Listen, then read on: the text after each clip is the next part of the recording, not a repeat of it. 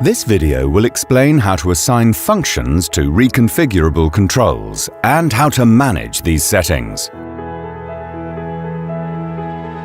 Different operators want to have the tractor controls and settings their way. Some operators like to have the control set up differently for different implements. In this video, we want to show you how you can save settings and controls setup under a profile and how to load user and implement profiles.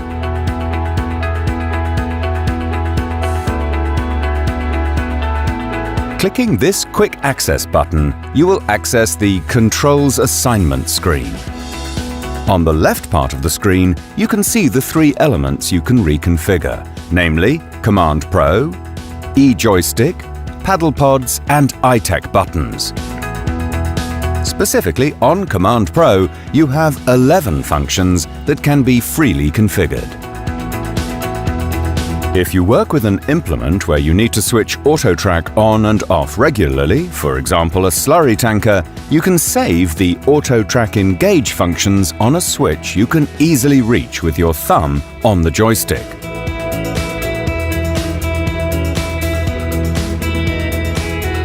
Additionally, you can, for example, configure SCV 1 and 2. While Extend always offers the time detent, you can choose whether you want to have time or float on the Retract detent.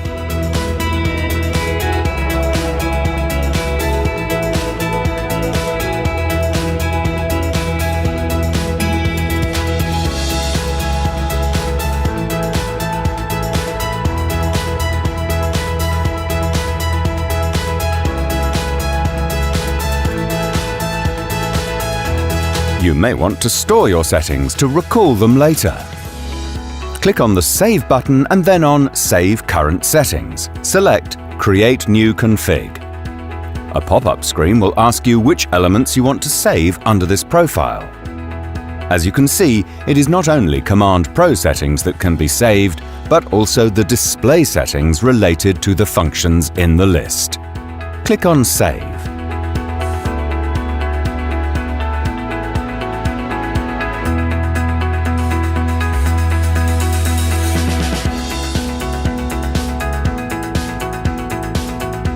To make your controls work, press the Custom button on the lower left corner. The green LED at each control indicates that the control is ready to be used.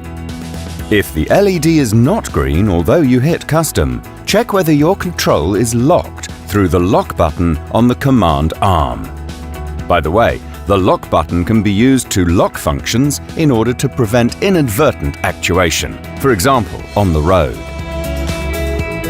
As I now want to work with my loading wagon, I'm going to upload the settings for this implement which I prepared earlier. Let's see how. On starting the tractor, you'll see this screen. Here you just need to press the Save Load function and select the profile you want to load from the list. You can also modify settings of an existing profile.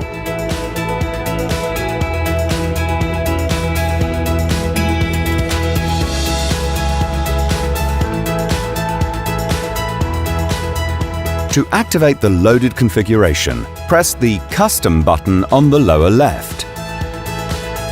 I hope you enjoyed the video. Do you have questions or proposals for further tutorial videos? Then leave a comment in the comment box and we'll try to make it happen.